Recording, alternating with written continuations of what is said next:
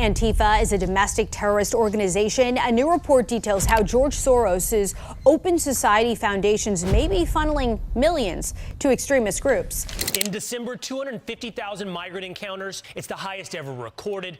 And data shows that non-governmental organizations, or NGOs, helped fund. George Soros is a man of many controversies. He's been called out for crashing currencies, boosting crimes through criminal justice reform, and destabilizing governments across different regions. Now, Elon Musk joins the fray by pointing out how several people like him exploit the public through false NGOs and shady philanthropy. Is there evidence for this claim? And if so, why bring it up at a time like this? Join us as we explore the reasons, the evidence, and the truth about him, according to Elon Musk. George Soros and the NGOs. On March 24, 2025, the Open Society Foundation, an NGO fund led by famous billionaire George Soros, launched a global government initiative designed to put restrictions on the cost and use of AI by large corporations. But while many saw this as a good idea, Elon Musk openly disagreed. He believes the Open Society Foundation, like many NGO funds launched by people like George Soros, is a scam that is designed from the ground up for one person to profit billions from public protests and controversy. Apart from the NGOs ironically being supported by the government, his reasons are beyond surprising, going all the way back to early 1984. This is the year when one man allegedly sought to change the political system across different regions by giving billions in donations and public philanthropy. George Soros, known at the time as a businessman and investor, started publicly supporting various groups in Europe through his newly established Open Society Foundation. At the time, people in places like Hungary and Poland were stopped from speaking out and running their own organizations freely.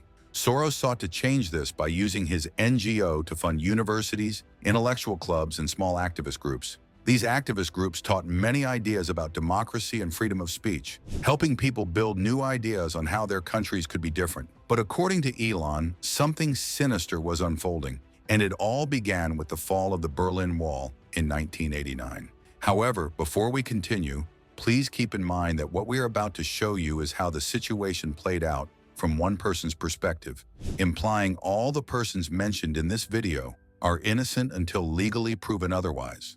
So with that said, let's get to it. The Berlin Wall was the boundary that separated East and West Berlin for decades, keeping people trapped in communist East Germany. After the fall, countries across Eastern Europe began to change fast as older systems were collapsing. George Soros at the time was running Quantum Fund, a recently established NGO built to invest money in different public initiatives to make big profits. Keeping watch over which countries were strong or fragile from an economic standpoint, he noticed the United Kingdom had joined the European exchange rate mechanism, a system designed to keep the value of European countries stable back in 1990. By 1992, Britain's economy had grown weak from inflation, and interest rates were hurting businesses and increasing the standard of living for the masses. And though the government made efforts to keep things stable, the economic recession was hard to keep away.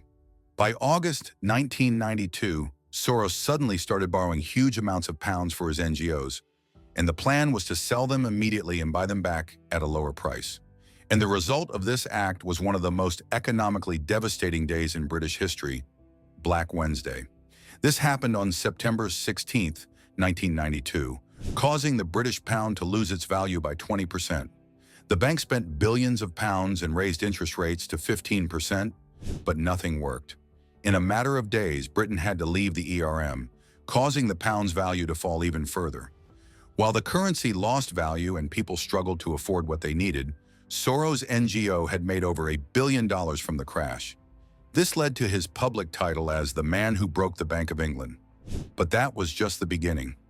After Black Wednesday, George Soros expanded his Open Society Foundations even more, and his NGOs spread across Europe and eventually got into the United States. Despite being known as NGOs, these initiatives would single-handedly give advice to leaders, train judges on how to handle objective legal cases, influence ballot processes, and handle corrupt practices. Now, the same person who made money from the pound's collapse was shaping how those systems would be rebuilt, and things were about to get much worse. Exploiting and profiting from public unrest. By 1999, at the turn of the millennium, many communist societies were now free, but the new governments were fragile. To keep them going, George Soros started by giving millions to NGOs that focused on promoting human rights. On the surface, these groups taught people to monitor elections, report on corrupt practices, and demand accountability from all groups on duty. For the first time, the public saw more of the inner workings of their leaders than ever before.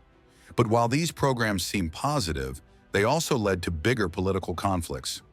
Various governments funded by the NGOs were proven on many occasions to be either incompetent or corrupt in their spending habits.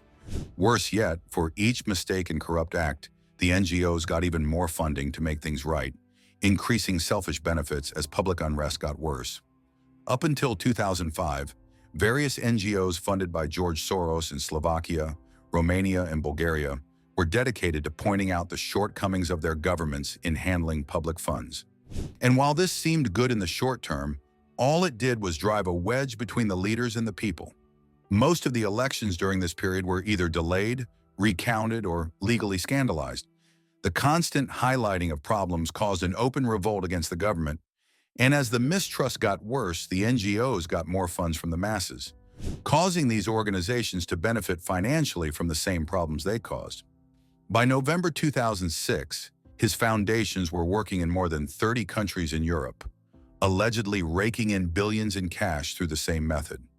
Across different regions, they would expose the government's corrupt practices and costly mistakes. This would naturally incite violent protests from the masses, and then the NGOs would get more money from the masses to expose more of these corrupt activities. That would lead to more exposed scandals and would cause more protests, leading to even higher funding for the NGOs to do more. This would happen over and over again, leading to more chaos and instability across different regions. Elon believes Ukraine was the biggest victim in all of this, as the civic programs funded by his Open Society Foundation had encouraged young people to continually protest against government policies they didn't like. This was most apparent through the Orange Revolution in late 2004.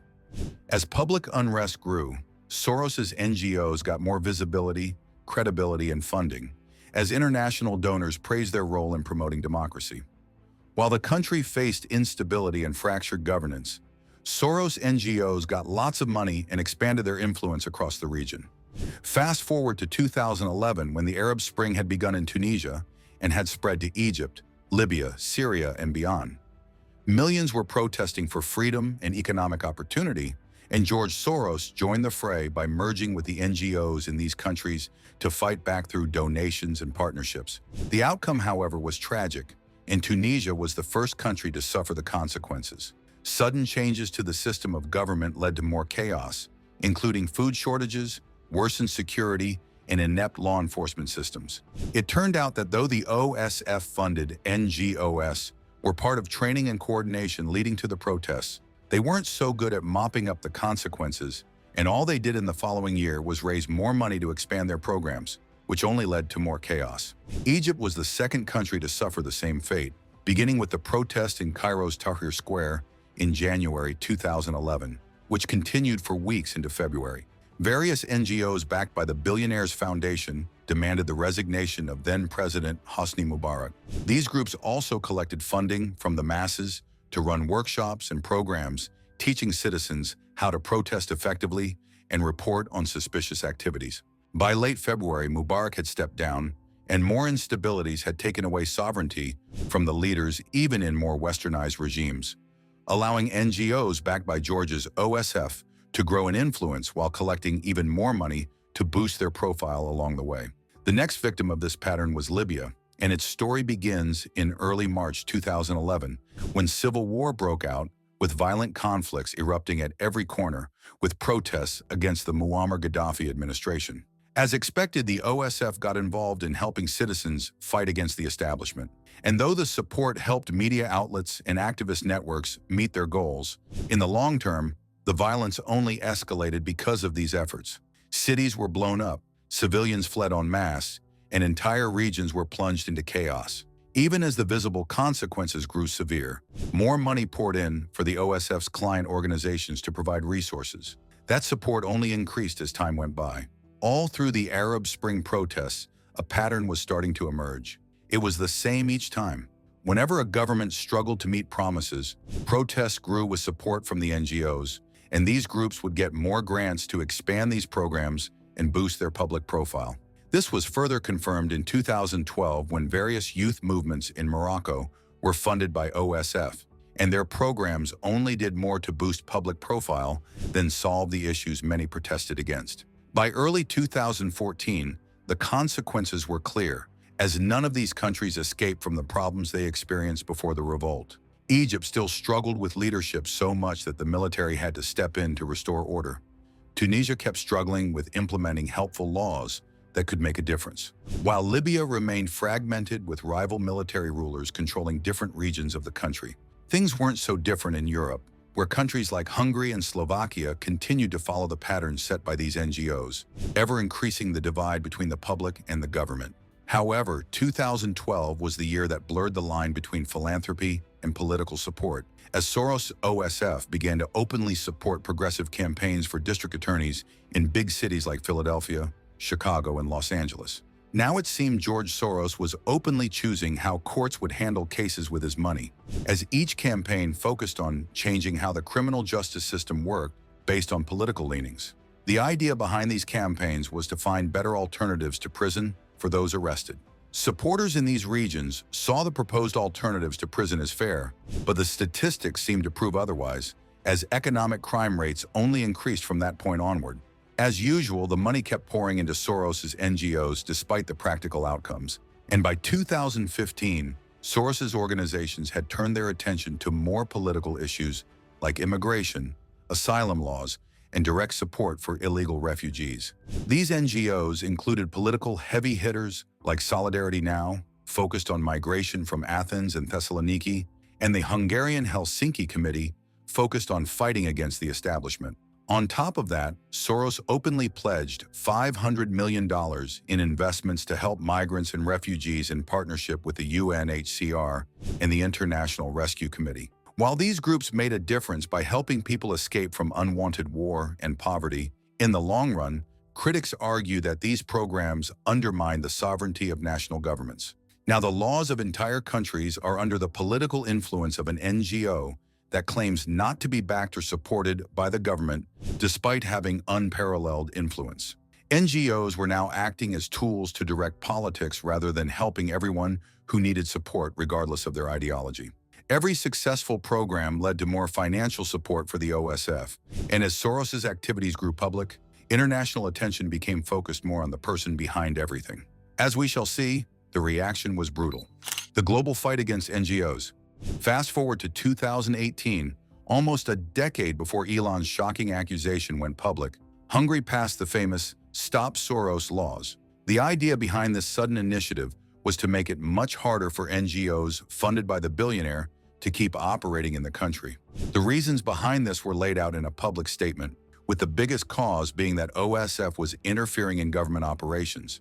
Even though the OSF had been running multiple operations in the country for decades at this point, the organization was now facing legal challenges from the national authorities. 2021 was the major turning point, the year when Russia took similar steps by banning the OSF. This absolute declaration made it illegal for NGOs backed by the OSF to operate in any way.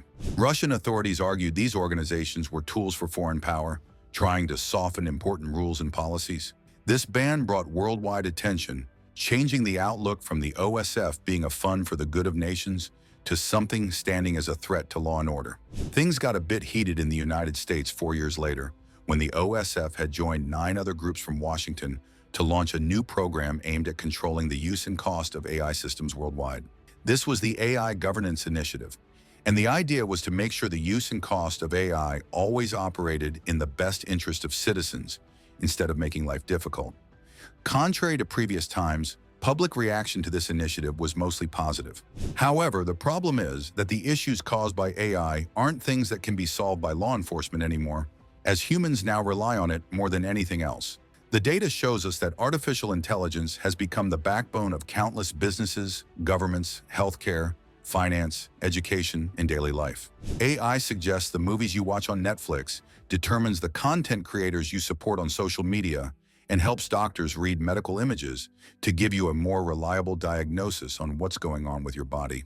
From the day ChatGPT went live back in November 2022, AI tools have progressively changed how people work, how services get delivered, and how governments operate. It's gotten so influential that it's now used by the US government for military planning and data processing. Many defense and intelligence agencies now rely on machine learning systems to analyze information and come up with better protocols much faster than humans ever could. Today, AI has an influence on national security and how decisions are made at higher levels. This means whoever makes the laws and rules around AI has a positive effect on how governments make critical choices. This includes all matters related to war, diplomacy, and national defense. Worse yet, both the operations of AI and OSF's efforts to bring it under control work at the cost of the US taxpayer. This is because AI systems need huge amounts of computing power and data, which means highly advanced hardware and memory chips to keep things going at all times. These systems run in data centers that generate lots of heat and an increase in energy consumption. This increases the cost of electricity for ordinary people, and the problems only seem to get worse. Over the weeks, huge companies like Google, Microsoft, Meta, and others like them have built massive AI data centers and training systems that have consumed entire stocks of computer hardware. The price of RAM has almost tripled ever since, and building a computer has gradually become a luxury activity.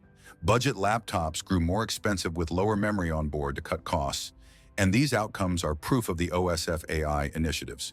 Trying to shape the global rules for something with so much power and influence in the shadow of lesser-known charity groups is suspicious, so much so that Elon Musk, a man actively contributing to the issue by heavy investments in AI, felt the need to talk about it. He argues that whoever controls AI policy and standards automatically controls how technology is regulated, commercialized, and used. This is quite frightening given how federal lawmakers, military strategists, healthcare regulators, and pioneers in education are now relying a lot on AI for basic operations. And even with an automated assistant ready to make things easier at all times, those relying on it lack enough trained staff experienced in machine learning and optimization. Now they would have to be reliant on expert NGOs and private companies for guidance on how automated systems work. Thanks to this, history repeats itself with entire governments relying too much on external advice from groups that by definition should have nothing to do with government operations.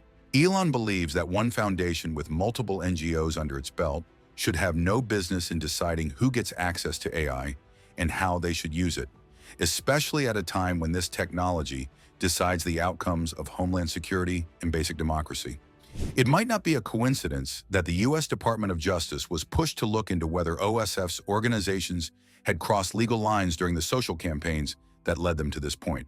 After the investigation, no official charges were announced. But like clockwork, dozens of American nonprofits were quick to defend OSF right afterwards.